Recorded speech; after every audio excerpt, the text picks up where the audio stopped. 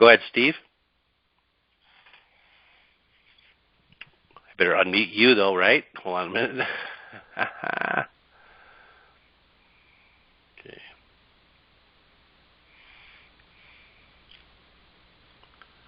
All right, Steve, you're away. Go ahead.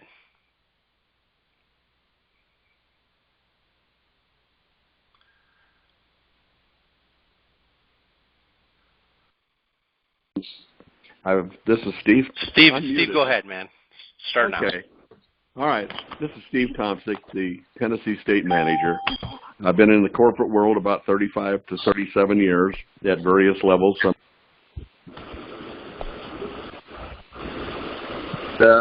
I have dealt with numerous types of markets, from Fortune 200 companies to pre-IPOs, technical, healthcare, and environmental and risk management. So I just have some thoughts on dealing with business owners and C-level contacts. And the little note there, just a quick, headline for Advantage Medical Testing. Next slide, please.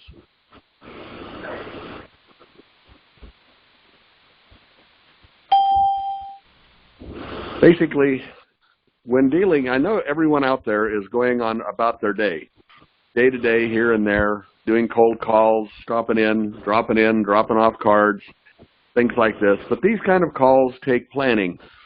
And what I like to do, and what I did like to do, was when you are in the field and doing some cold calls, which everybody should be doing, you should try to schedule a business call with a small to medium-sized business. And what I call that is anybody from about 10, 20 employees to about 80 employees in that size range.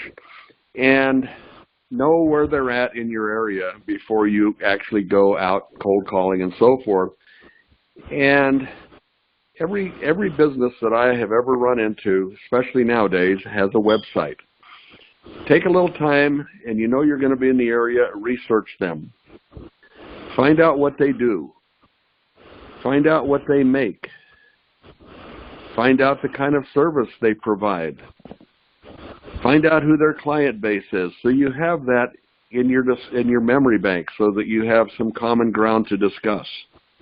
If they have their mission and values stated, be familiar with that.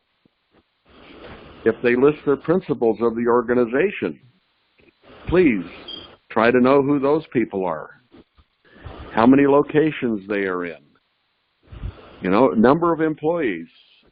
These cold calling these companies without this information will be very, very difficult, if not impossible, and you may be escorted out if you lack some understanding. Once you determine the person to contact, then you can introduce yourself to them with a short elevator pitch. I'm so-and-so with Advantage Medical Testing. Our company is a leading provider of medical testing for your employees. Could possibly save you some costs on your overall insurance. Whatever you have set up as your elevator speech. That's not mine, for example. Next slide, please.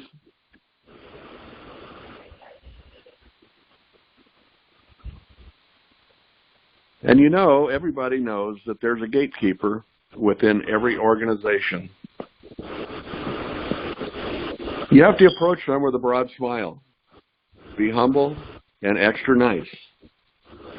But I will tell you for certain that the owner of a company or the CEO of a business will ask the gatekeeper how they were treated by the salesperson that walked in the door. Most businesses will ask the gatekeeper about the how they treated her, and as I just mentioned. And they will ask you, the gatekeeper will ask you, why you want to meet Mr. or Miss X. What is the reason for wanting to meet Mr. or Miss X? When I was in the financial institution area, I was a Southeast and Mid-Atlantic sales manager, and we dealt with credit unions and community banks. And when I did a cold call with one of these institutions, and my sales team followed along, When the gatekeeper says, "Why do you want to meet Mr. X?" I would always say, "I have a confidential financial program or proposal to speak to them about," with confidential being the key word in the sentence. Each one of you will come up with your own key word in a sentence of what you want to talk to them about. It depends on the business. You certainly don't want to tell your story to the gatekeeper, because they only know about 12.5% of it after you repeat it, and if they try to repeat it. Next slide, please.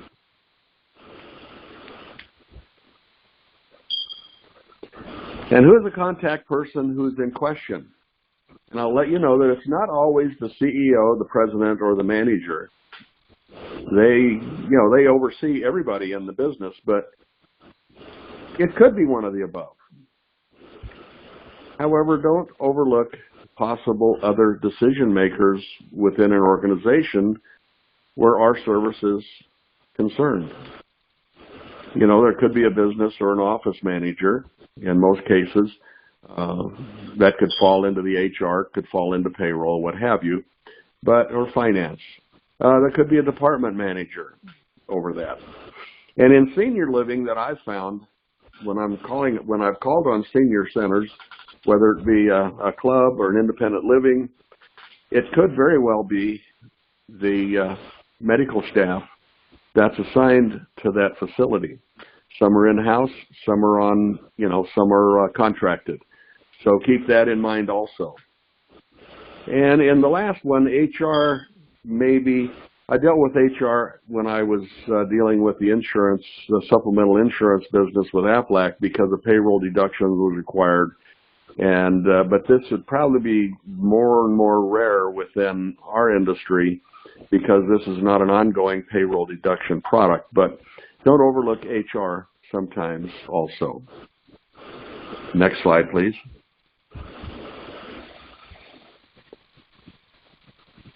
Now, you can kill an initial meeting easy. And I know I've heard some tales, and I've witnessed tales, and I've even had my own initial meetings killed by overexuberance or being too nosy. But a good question to ask them when you get to the decision maker is, what is the number one reason that the customers choose to do business with you?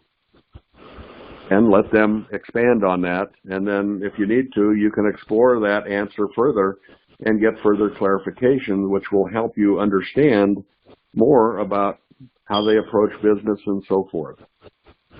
And there's some other questions you can ask, but that would require some clear understanding that you had on the front end after the first question.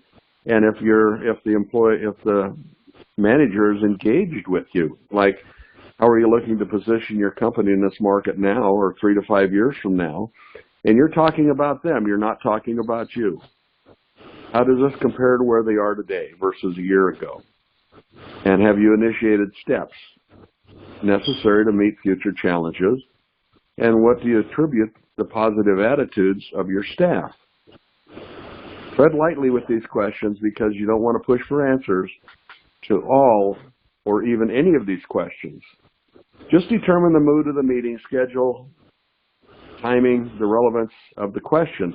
And probably the number one question is the best one to ask, because that will lead to some of the other questions and some of the other questions you have, and also into exactly what you're there for. Next slide, please. Sales questions not to ask. Do not ask too many operational or product-focused questions. That will bet you get pushed down to a lower level or asked to leave. Advantage medical testing has very little to do with the previous questions based on what we do. We do swabs and we're done. But we want to get all of the employees swabbed. So it's not a repeat business. Avoid questions that focus on you or your needs or detailed specifications that lose sight of the big picture, which is swabs. A CEO, a business manager, department head may seem bored or uninterested, it might be a red flag. But within your conversations from the very beginning until this point, you should be able to understand the needs of the organization. And if you get pushed down to a lower level contact, don't take it as an affront, because that person may be the decision maker for your service. And I always say, if you go to the top and they send you down, you have a referral. President John sent me down to see you because what I have is important and you could be the decision maker on this. So this approach may either give you a clearer understanding of the overall needs of the organization. And this will allow you to do your due diligence. You have a complete picture in order to present viable recommendations. And I believe that is the last slide today, Chris. You're right about that, Steve. So everybody, again, we want to thank Steve for putting together this presentation. And here's the deal. Today's training is revolving around getting into the retail aspect of what we do. All right? So retail is the key word. We're going to stop the recording and take some questions.